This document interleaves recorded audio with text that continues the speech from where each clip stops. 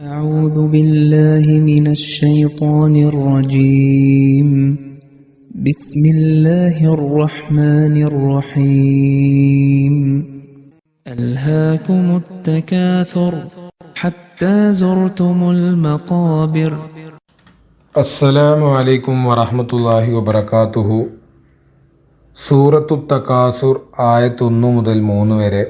അർത്ഥം: പരമകാരുണ്യകനും കരുണാമയനുമായ അള്ളാഹുവിൻ്റെ നാമത്തിൽ.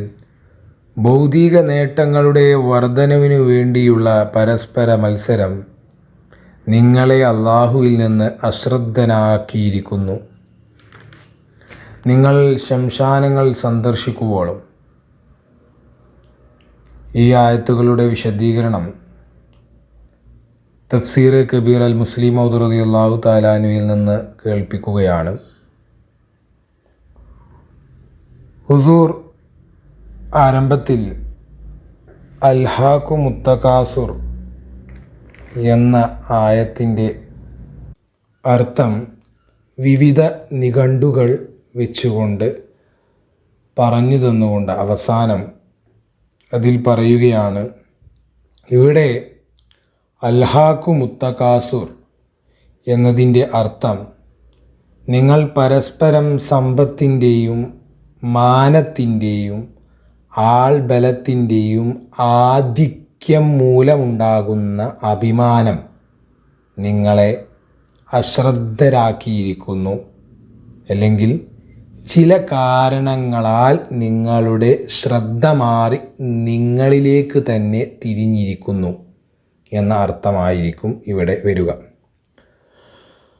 ഹുസൂർ മുന്നോട്ട് ഈ ആയത്തിനെ വിശദീകരിച്ചുകൊണ്ട് മുന്നോട്ട് പറയുന്നു, ഇവിടെ പദപ്രയോഗ ഭാഷയിൽ എപ്പോഴും ഇൽഹ എന്ന പദത്തിനു ശേഷം അൻ എന്ന പദമാണ് വരാറുള്ളത്.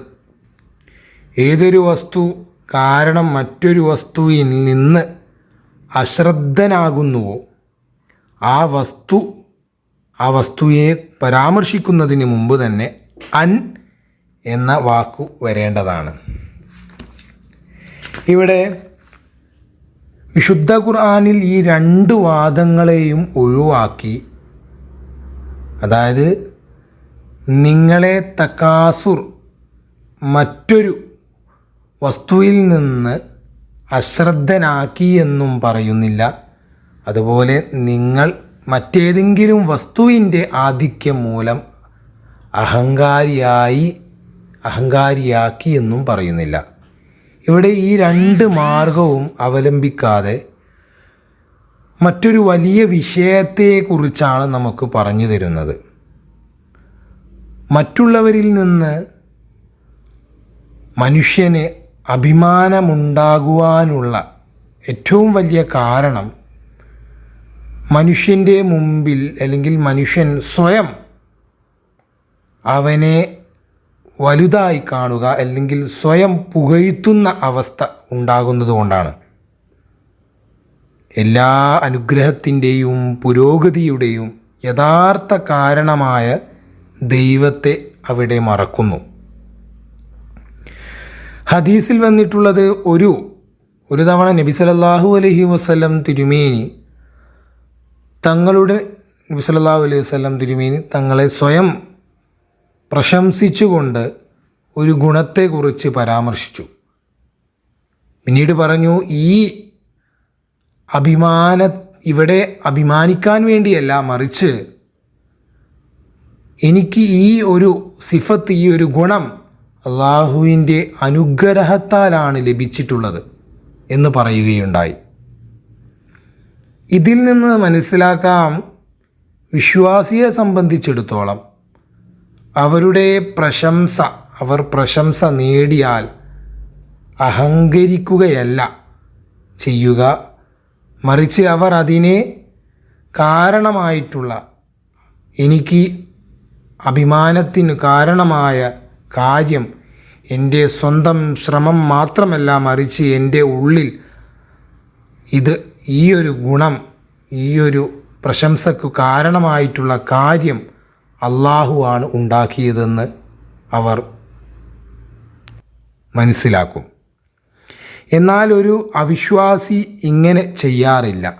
അതുകൊണ്ട് ആരുടെ ഉള്ളിലാണോ തകാസുർ ഉണ്ടാകുന്നത്, അവൻ തൻ്റെ ഏതൊരു വസ്തുവിൻ്റെ ആധിക്യം കാരണം അഭിമാനിക്കുന്നുവോ, അല്ലെങ്കിൽ തൻ്റെ മാനം കൊണ്ട്, തൻ്റെ സമ്പത്ത് കൊണ്ട്, തൻ്റെ ശക്തി കൊണ്ട് അവൻ അഭിമാനിക്കുന്നുവോ, അവൻ തീർച്ചയായും ദൈവത്തിൻ്റെ അസ്തിത്വം തന്നെ അവൻ്റെ ഉള്ളിൽ നിന്ന് ഇല്ലാതാകുന്നതാണ്.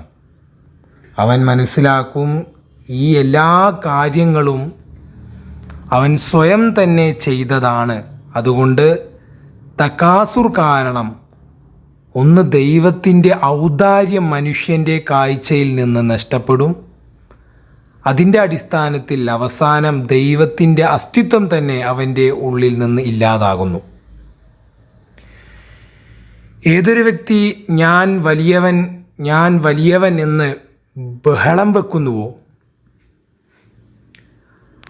അവൻ തീർച്ചയായും അവനേക്കാൾ വലുതായി മറ്റൊരു അസ്തിത്വത്തെയും അവന് കാണാൻ സാധിക്കില്ല. അതുകൊണ്ട് തകാസുർ കാരണമുണ്ടാകുന്ന അഭിമാനം ആദ്യം അവനെ സിഫത്തെ ഇലാഹിയ, ദൈവിക ഗുണങ്ങൾ അവൻ്റെ കാഴ്ചയിൽ നിന്ന് നഷ്ടപ്പെടുത്തുന്നു. പിന്നെ ഘട്ടം ഘട്ടങ്ങളായി ദൈവത്തിൻ്റെ അസ്തിത്വം തന്നെ അവൻ്റെ കാഴ്ചയിൽ നിന്ന് ഇല്ലാതാകുന്നു.